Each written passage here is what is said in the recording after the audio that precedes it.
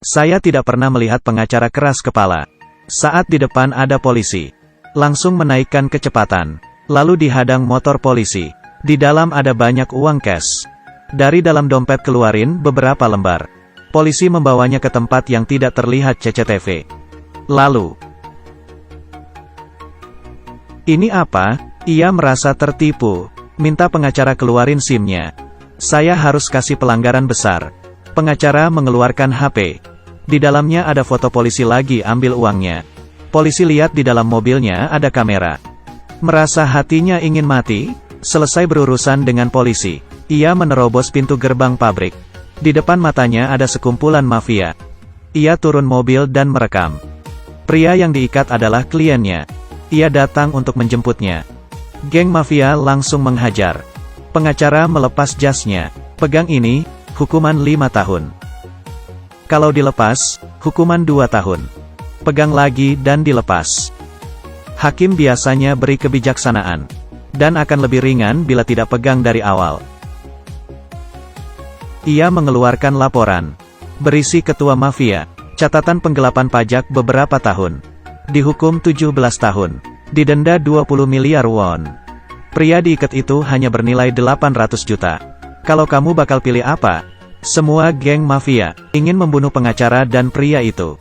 Di saat ini, pria berpakaian jas kuning muncul.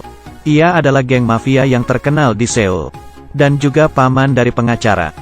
Geng mafia melihatnya, hanya bisa merasa kerugian bodoh ini. Hari itu, ada berita di TV. Penangkapan. Diduga polisi membunuh wali kota. 10 hari lagi diadili. Pengacara mengerti. Kesempatan untuk menaikkan pamor. Jika ingin melawan gugatan ini. Pertama, butuh perusahaan yang layak. Ia pilih gedung di depannya. Ia datang ke perusahaan pinjaman uang. Mengambil kartu nama bos. Melempar. Kalian di sini, kosongkan ruangannya. Kasih kamu. Bos merasa. Pengacara mencari masalah. Dan menutup semua pintu. Tidak lama, pemilik perusahaan dipukul. Semua langsung nurut padanya. Perusahaan mulai dibangun. Masih kurang sekretaris pengacara. Di saat ini, seorang wanita masuk, tanpa disengaja. Wanita ini paham hukum. Pengacara ini sangat galak. Seberapa galak? Saat di sidang, terdakwa satu keluarga. Demi membela anak di keluarga itu, yang tidak sengaja membunuh. Pengadilan berkata ia hanya membela diri. Akan dipenjara 20 tahun. Ia bertanya jelas lagi ke hakim. Ia jelas-jelas membawa pisau. Ia demi membela diri jadi melakukannya.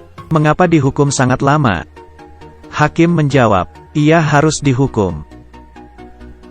Kamu berasal dari mana? Ia langsung marah. Langsung menonjok hakim. Saat hakim keluar dari rumah sakit.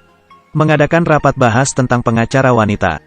Mau menghapus kualifikasi pengacara itu. Semua orang minta pengacara untuk akui kesalahannya. Baru aja berlalu. Ia menjawab. Menonjoknya adalah ketidaksengajaan. Tapi saya tidak menyesal. Dan sangat puas. Ia berjalan ke arah hakim. Baru mengenggam tangan. Hakim langsung menunduk ke bawah. Ia pun dipecat. Dan ia pulang ke rumah. Tapi, rumahnya didatangi penagih utang. Ia melihat perusahaan peminjaman uang. Masuk dan melempar kertas ke arah pria itu. Ia mau menuntut 45% suku bunga tahunan. Ingin uang? Matani berkedip sekejap. Kalau mengerti hukum bisa jadi sekretaris. Ia menatap mata pengacara pria. Merasa dilecehkan. Dan menamparnya. Lalu ia dikurung. Jangan begitu keras. Saya tidak terbiasa masuk ke tempat seperti ini. 2 hari kemudian, pengacara pria bertemu dengan pengacara wanita. Kalau Anda jadi sekretaris, semua utang ini, saya bisa bantu bayar. Pengacara wanita marah. Begini cara Anda mencari sekretaris. Pria itu suka dengan kemarahan wanita. Kamu, sampai bertemu besok. Sesampainya di rumah, alasan ayah pinjam uang. Untuk menyimpan toko studio milik ibu. Memutuskan untuk bekerja. Tapi dia tidak kepikir. Hari pertama kerja. Untuk membela seorang pembunuh. Di depan mata adalah seorang polisi yang membunuh wali kota. Ia masih naif. Yang menanggung kesalahannya. Akan membawanya keluar. Dan menolak pengacara itu. Sidang pertama, ia menyesal. Pengacara pilihannya, tidak ada rasa peduli membelanya. Bahkan tidak tanggung jawab, menghukum dirinya. Selesai peninjauan, pengacara mencari polisi lagi. Sekarang percaya saya. Memutar sebuah video. Di dalam video, pengacara polisi menelepon orang terkaya di kota. Bilang bisa membebaskan polisi dari hukumannya. Polisi baru mengerti, ia ditipu. Polisi mau ganti pengacara. Tapi sidang kedua, pengacara dapat panggilan. Pengacara wanita ditangkap. Ia beritahu anak buahnya, jangan biar mereka masuk sebelum saya tiba kembali. Mereka menolong. Pengacara mulai naik ke atas, melawan orang satu persatu. Di sisi lain, mereka mengacaukan sidang. Hakim, ia utang padaku. Saya ingin menghabisinya. Orang brengsek ini. Anak buah pengacara mengacaukan semuanya. Terakhir, ia kembali membawa pengacara wanita. Tidak sampai 3 detik, langsung ditangkap polisi. Alasannya mengganggu pengadilan. Tapi ini memang harapannya. 3 hari di penjara. Ia seperti kaisar, menemukan tangan kanan wali kota yang terbunuh. Demi menyelamatkan diri sendiri, makan sendirian, bersembunyi di penjara, pengacara berjanji akan membuatnya aman. Dan beritahu sebuah rahasia. Ini adalah gambaran. Orang terkaya menyewa seorang pembunuh untuk membunuh wali kota. Demi melindungi pembunuh, mencari pengganti, dan penggantinya adalah polisi. Ia juga membantu membiayai rumah sakit istrinya. Dengan jaminan polisi akan bebas.